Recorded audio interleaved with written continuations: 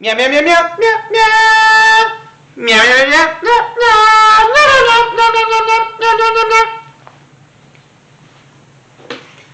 Hi everyone, I want to let you know that I am not Greg Gumbel, and I do not have Clark Kellogg and Charles Barkley and Jay Wright standing right next to me. It's just me, Drew. If you watched my video earlier today, you know that I picked the University of Arizona while I was vomiting in my mouth to go to the Final Four.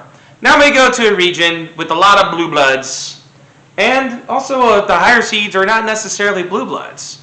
But let's get to it. Let's get to the East region. All right, first off, we have Purdue, and I'm just going to say that Texas Southern, a team who beat my Arizona State Sun Devils in the non-conference this season. Yes, true story, playing against Purdue. Well, Purdue is not Arizona State, and they are not playing down in Texas. So that being said, I'm going to take Seabass and his Gaines' favorite team, the Boilermakers.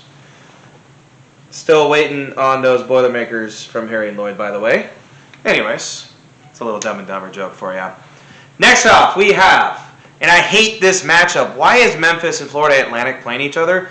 Why couldn't these teams play a couple of high major kind of meh teams like Auburn or Illinois or or West Virginia? Why does the committee do this? Why? I'm sorry. I'm going on my little soapbox right now, but I hate that Memphis and Florida Atlantic are playing each other because now one of them have to lose. Like, it's a great matchup. But, Florida Atlantic, 31-3 on the season, had themselves a great year, but I'm going to take the Memphis, not Grizzlies, but the Memphis Tigers, which I got to say, in the American Championship game, those jerseys were absolutely fantastic. And I know there was no Sasser, and that's probably why Houston lost, but still, kudos to Memphis. They're a hot team right now. All right, keep the blue pen. Duke versus Oral Roberts. Man, if Oral Roberts was playing a different 5 seed, I would love them in an upset, but Duke is too en fuego right now. Too much athleticism, too much NBA talent. Give me the Blue Devils. All right, so Duke over Oral Roberts. Let's go back up to the top. I forgot. What am I doing?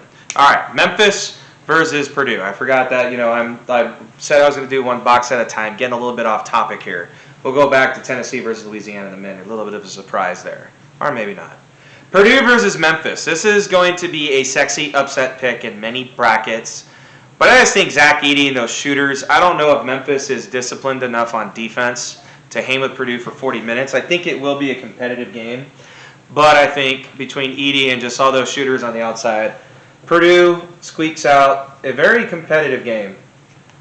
I would probably take Memphis to cover, assuming the line is probably like Purdue -6, -7. I think the Purdue wins by like 4 or 5. All right.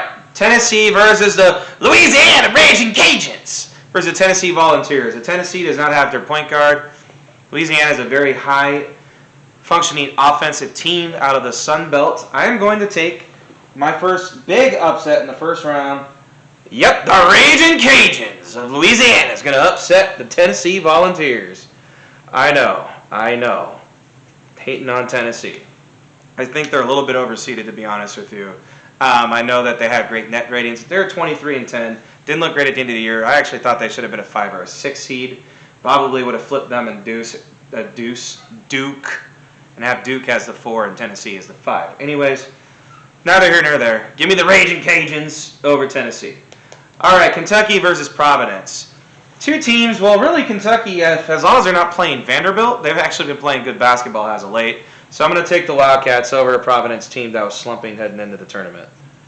All right, so Kentucky. K-State versus Montana State. Kansas State, another team that was kind of flailing a little bit down the stretch. Still had a great year, a lot of great wins. Finishing, tied for 3rd place in the Big 12 is no joke. K-State is a really good team. Montana State can shoot, but I think Kansas State, just too much in the end. Give me the Kansas State Wildcats. Michigan State versus USC. This is actually maybe the toughest game to pick of any game that we're going to have in this entire region. I actually, I think Izzo finds a way. USC can kind of get a little bit hot and cold shooting, even though I know Boogie's a baller. I'm going to take Michigan State. I think, the experience that Michigan State has, I think, prevails in this game. But definitely Michigan State is not as strong as past years. But I will take them to beat the Trojans. Next up, we got the Vermont Catamounts. Remember back in the day, I remember seeing a video on YouTube, they upset Syracuse. This is honestly almost like 20 years ago. This is the year after Syracuse won a national championship. It's one of the bigger upsets I remember in the first round. A lot of shocked people in that. Marquette might be the hottest team in the entire country right now, and they're just playing just such efficient basketball on offense and defense. I cannot go against Shaka Smart, not Shaka Khan, but Shaka Smart, and the Marquette Golden Eagles. All right, so anyways, I decided just to go line by line. So let's go. Duke versus Louisiana. Come on. This is where the Raging Cajuns get sizzled. Duke, too much. Duke moves on to the Sweet 16. Kentucky versus Kansas State. You know, I actually think Kentucky, you could say, has more NBA talent. I think that this is where Calipari and the Wildcats kind of frustrate Kansas State. Kansas State is kind of hot and cold shooting. Give me the Kentucky Wildcats. So I know I'm going with the Blue Bloods. Well, this is where the Blue Bloods end. Michigan State versus Marquette. Marquette's just too much for Michigan State. Michigan State's too inconsistent offensively. I think Marquette, who's just a well-oiled machine right now. Give me the Marquette Golden Eagles on to the Sweet 16. So let's see, Purdue versus Duke. This is going to be another sexy upset pick. I think Purdue is going to be the team that a lot of people are going to pick against early in the tournament, either in the Sweet 16 against Duke or in the second round against the winner of Memphis, Florida Atlantic. Buyer beware here. Like, Purdue is got a lot of experience. You remember they lost to a 15 seed last year. I think that Matt Painter and company have something. They're a team that has a little bit of a chip on their shoulder. They kind of found their stride after a midseason slump in the Big Ten tournament. And I think that continues here. Purdue beats Duke. Duke's playing good basketball right now. But give me Seabass's Boilermakers over the other Devils, the ones that are blue. All right, Kentucky versus Marquette. This is actually going to be a pretty awesome game. Actually, the winner, Kentucky-Kansas State, is going to be an awesome game. But I think that Marquette is going to be too much for Kentucky in the end. As I said, Marquette's just playing such efficient basketball on offense. Kentucky sometimes has defensive relapses. You remember, they struggled defensively against Vanderbilt twice late in the season. I think Marquette gets to the Elite Eight. But here's where Purdue's size and precision is too much for Marquette. I think this is going to be a good game. But I think the Purdue Boilermakers go on to the Final Four. Mr. Ivey and company getting it done, getting a little bit of revenge, from losing to Robert Morris in the Sweet 16 last year. Give me Purdue over Marquette, which should be a pretty good Elite Eight game, I must say. So far in the Final Four, I have Arizona and Purdue.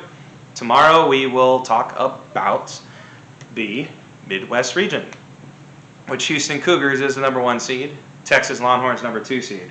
It's kind of odd that, I guess it's not, because Alabama should have deserved to be the number 1 overall seed in the South. But yeah, that should be a really fun region. We'll talk about it tomorrow. Thanks for watching, everyone. Please like and subscribe to my channel. Bye.